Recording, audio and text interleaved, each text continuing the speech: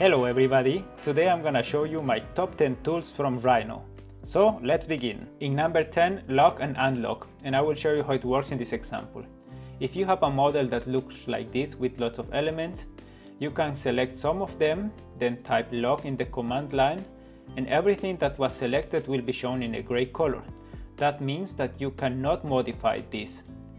So I select this wall here and make a copy of it and move it without moving the rest. Now I type unlock and everything will be released again, so now you can continue working. Number 9, rebuild, and this works for surface as well as for curves. Let me show you this example of a surface with a translucent material. If I zoom in, you will get to see these funny gray shades. That's because the surface has a less detailed subdivision. Now, by turning the control points on, you get to see this. To change it, you can type rebuild in the command line and a window will pop up. Instead of having 4 value in U, you can change it to 10, so the subdivision gets larger and the surface gets more definition. The same happened with curves. If I take this curve and I turn on the control points, I see that there are too many.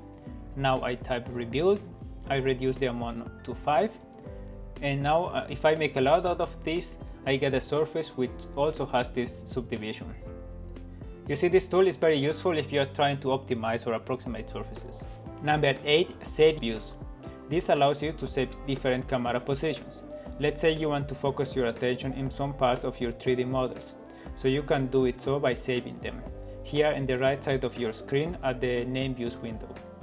Go to the small little camera with a plus symbol, make a click and name it.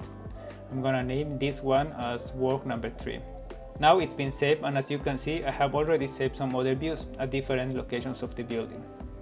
Thanks to this window, you can change the camera positions very fast, and if you're dealing with large projects, this tool saves you a lot of time. Another good thing about saving views is that you are already exploring to find the best camera positions for your final renderings. Number 7, working with sub-Ds, which allow you to generate precise, organic, smooth surfaces. This works in 2 modes. The organic mode as the final product and the editing mode where everything looks more straight. And therefore, this allows you to understand better how the surfaces are constructed. By having control of the points, the lines and the surfaces, you can make modifications in both modes. This tool is perfect if you want to jump into a more experimental design approach. Number 6, clipping planes. With this tool you can inspect your 3D models in an analytical way. You can create various cuts, and by moving them you are able to see what's happening inside your models. This is a kind of dynamic cut where you can find out where the geometries are colliding and in general see how the geometries are being attached. You can also get out of these very nice 3D section views that you can later export to create construction diagrams. Number 5, Cplane on surfaces. With this tool you can draw into any given planar surface belonging to any given geometry. This I use for creating openings such as doors, windows and shelves, if the planes are not aligned with any of my construction axes. You first need to define your plane of drawing, and then you are ready to work with this new coordinate system. After you are done, I recommend you returning back to the original XY coordinates. Number 4, make 2D. This allows you to create 2D drawings from your 3D models, and it is very simple. You just need to select the geometries, find a good camera position and type make 2D. The drawing will be generated in the XY plane. This information will be processed in different layers like outlines, lines and hidden lines, but you can also maintain the source layer. And afterwards you can even export these lines to a program like Illustrator and adjust the line types to get a better visual result.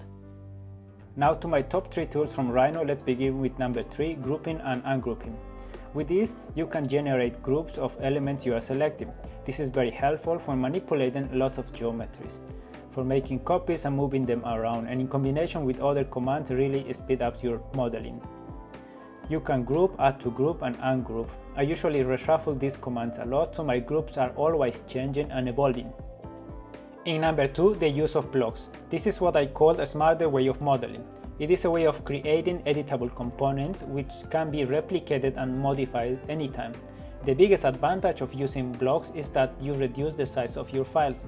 The copies of the blocks are taken as proxies, so they don't really take a lot of space. With the block manager, you can have an overview and administrate your blocks easily, and you can also replace them and export them to other files. Now, finally, tool number 1, isolate, in combination with show. These are the most important commands from Rhino, believe me. Let's be true, most of your designs will involve the creation of multiple variations or extra geometries, and with this you will gain a certain complexity, so that the geometries will be overlapping, and as you add more and more elements, the overlapping will be greater, narrowing the field of view of what you want to focus on. But when you isolate elements, the rest is hidden, so you can focus your attention and work in one part until you are finished, always having the chance to receive feedback of the whole by typing the command show. Believe me, these two commands make the difference and make the design process much more enjoyable. That's it for today. These are my top 10 tools from Rhino as an architect. If you find this video useful, please like it and share it. Take care. Ciao, ciao.